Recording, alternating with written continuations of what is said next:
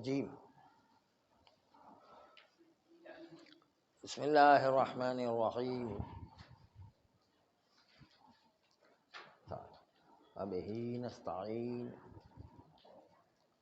وہو خیر معین۔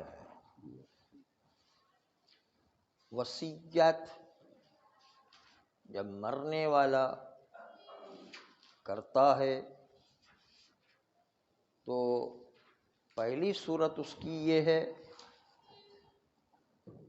کہ مرنے والا وصی کو کہتا ہے کہ آپ خود ہی مجھے غسل دیں گے، آپ خود ہی مجھے کفن دیں گے، آپ خود ہی مجھے نماز پڑھائیں گے اور آپ خود ہی مجھے دفن کریں گے۔ یہ ساری ذمہ داری اس کے خود کے کاندھے پر ڈال دیتا ہے۔ وصی کے لیے ایسی وصیت قبول کرنا واجب نہیں ہے۔ وہ چاہے تو اس وصیت کو رد کر سکتا ہے اور کہ بھائی میں اس کی ذمہ داری نہیں اٹھاتا ہوں۔ وصی کے لیے قبول کرنا چونکہ واجب نہیں ہے اور ذمہ داری اٹھانا کوئی ضروری نہیں ہے، اس لیے رد کر دے تو کوئی حرج نہیں ہے اور واجب نہیں ہے کہ اس ذمہ داری کو قبول کرے کہ خود ہی سارے کام انجام دیں گے۔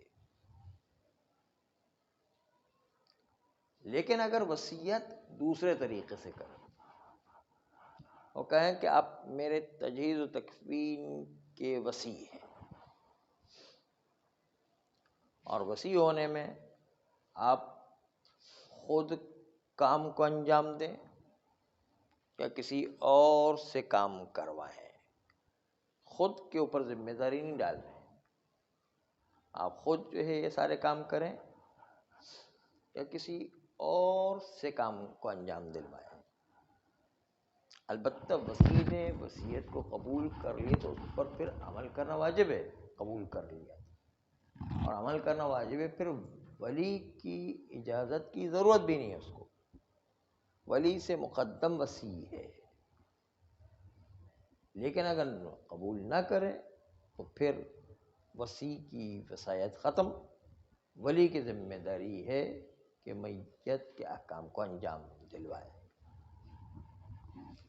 لیکن اگر دوسرے طریقے سے وہی وصیت کرتا ہے کہ آپ خود اس کام کو انجام دیں یا کسی اور سے کروائیں، دونوں کے درمیان آپ کی مرضی ہے، میں آپ کو وصیت کر کے جاتا ہوں کہ میرے تجہیز و تکفین کے کام آپ انجام دلوا دیجئے گا، لیکن ضروری نہیں کہ آپ کریں یا دوسرے کوئی اور انجام دیں، بس کام وجود میں آنا چاہیے، آپ کی ذمہ داری ہے۔ تو پھر احتیاط واجب یہ ہے آسی ثانی کے نزدیک کہ اگر کوئی عسر و حرج اور سختی پیش نہیں آ رہی ہے، اتنی سختی کی جو قابل تحمل نہیں ہے، عسر و حرج کی کیفیت پیش نہیں آ رہی، سختی پیش نہیں آ رہی ہے، تو احتیاط واجب کی بنیاد پر اس کو قبول کرے، اور سختی پیش آ رہی ہے تو پھر معذرت کر سکتا کہ یہ بھائی میرے لیے مشکل کام ہے، میں نہیں انجام دے سکوں گا، میں اس طاقت میں نہیں ہوں کہ ان کاموں کو انجام دے سکوں مثلا۔ لیکن اگر سختی پیش نہیں آ رہی ہے، آرام سے وہ انجام دلوا سکتا ہے، تو وہ اس ذمہ داری کو احتیاط واجب کی بنیاد پر قبول کرے۔ اور اگر اس مورد کو بھی قبول نہ کرے، وصیت والا اس مورد کو بھی اپنے کچھ سختی پیش آ جانے کی اسے قبول نہیں کر رہا ہے، تو پھر ولی کی ذمہ داری ہے کہ وہ اس میت کے تجہیز و تکفین کا انتظام کرے۔ پھر اس کی ذمہ داری بن جاتی ہے کہ وہ اس تجہیز و تکفین کا انتظام کریں، یعنی ولی کی ذمہ داری اجازت دینے کی اور ولی کا ذمہ داری کام کروانے کی ہے، لیکن ویسے تمام مسلمان چونکہ واجب کفائی ہے اس لیے اس کا ساتھ دیں گے، اور اس کے نتیجے میں میت کے غسل و کفن و نماز اور دفن کے کام کو انجام دیا جائے۔ اور ہم نے عرض کیا کہ واجب کفائی میں کام مطلوب ہے، کون انجام دیتا ہے وہ مقصود نہیں ہوا کرتا۔ چنانچہ ولی کسی کو مقرر کر دیتا ہے کہ یہ کام انجام دو، اور اس کام میں کوئی رخنا پیدا نہیں ہوتا ہے، تو اس کام کو انجام کوئی اور بھی دے تو پھر بھی ولی کی ذمہ داری ساقط ہو جاتی ہے، اور ولی صرف اجازت دینے کا کام کرے گا۔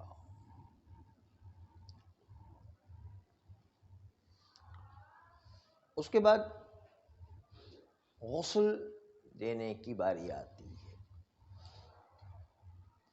غسل میں 3 غسل میت کو دینا واجب ہے: بیری کا غسل، کافور کا غسل اور خالص پانی کا غسل۔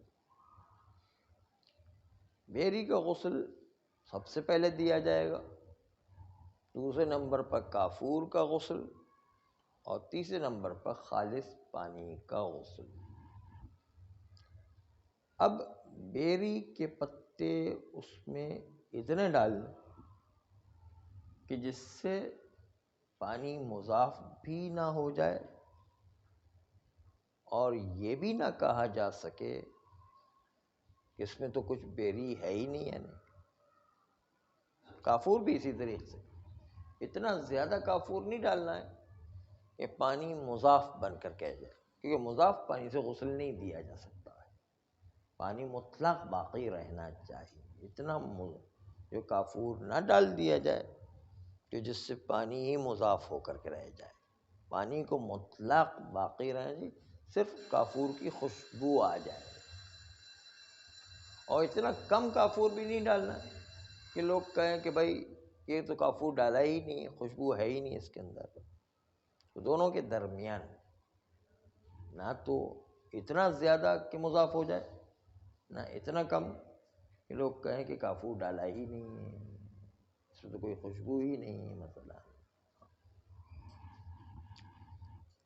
اگر کوئی کافور اس جگہ پر میت ہو جانے کی وجہ سے کہ جو کوئی جنگل یا ریگستان یا پہاڑ وغیرہ میں کوئی میت ہو جاتی ہے اور کافور دریافت نہیں ہو پاتا، تو اس صورت میں جتنا کافور مل سکے ٹھیک ہے، ورنہ اس کی جگہ پر خالص پانی کا غسل دے دیا جائے گا۔ بیری بھی اسی طریقے سے نہ ملے تو اس کی جگہ پر خالص پانی کا غسل دے دیا جائے گا۔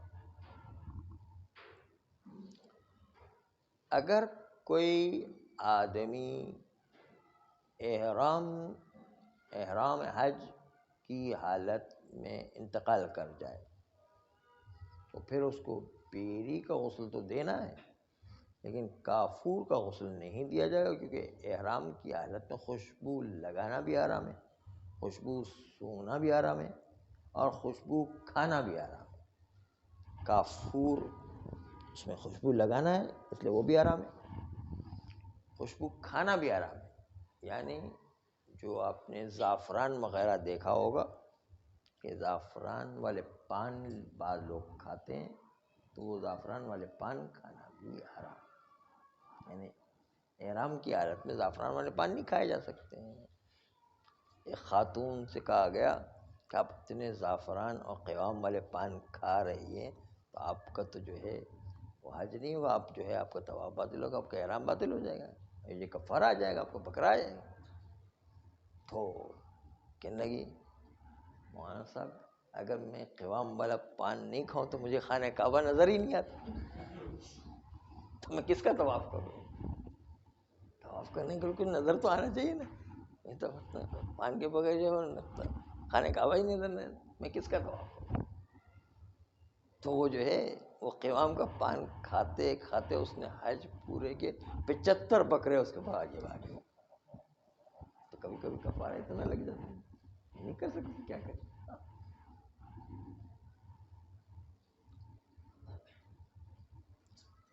تو کبھی کبھی ایسا بھی ہوتا ہے. ہاں کسی بھی صورت میں معاف نہیں ہوگا کفارے سے بچنے اور اس کی اتنی مجبوری. اگر کچھ مسئلہ معلوم نہ ہو تو بعض جگہوں پر چھوٹ ہے مسئلہ، بعض جگہوں وہ کفارے کے خود کے اپنے بہت بڑے احکام ہیں، حج کے خود اس کے بڑے مسائل ہیں. اور ساتھ ساتھ جو ہے اگر کسی کے پاس کچھ بھی نہیں ہے تو پھر وہ روزے کی سہولت ہے، روزہ بھی نہیں رکھ سکتی ہے، تو پھر جو ہے وہ معاف ہو جایا کرتے ہیں. بہت اس کی بہت ڈیٹیل ہے اصل میں کفارہ حج، اس کی بڑی ڈیٹیل ہے. اسی لیے جو ہے وہ آپ نے سنا ہوگا 10ویں امام سے اس نے سوال کیا تھا قاضی القضات نے، اس نے حج کے کفارے کے بارے میں سوال، اس لیے کہ وہ مشکل ترین مسئلہ ہے کہ حج کے کفاروں کا مسئلہ چونکہ مشکل ہے. تو امام علیہ السلام نے جو ہے 22 شقیں بیان کر دی. کون سی شق پوچھی ہے؟ خالی ایک احرام کی حالت میں شکار کا مسئلہ تھا، باقی تو کفارے کے اور بہت سارے مسائل ہیں. اس لیے بہت مشکل اس کی ڈیٹیل ہے. فرماتے ہیں کہ چونکہ احرام کی حالت میں یہ مر گیا ہے تو ایسی صورت میں چونکہ کوئی بھی خوشبو لگانا، خوشبو کھانا، خوشبو سونگھنا تینوں حرام ہے،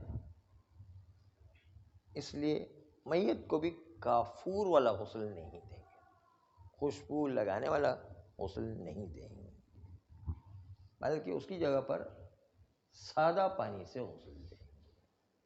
سادہ پانی سے مراد مطلق پانی ہونا چاہیے، مضاف پانی نہیں ہونا چاہیے، کیونکہ ہمیشہ غسل مطلق پانی سے دیا جاتا ہے، مضاف پانی سے نہیں دیا جاتا ہے.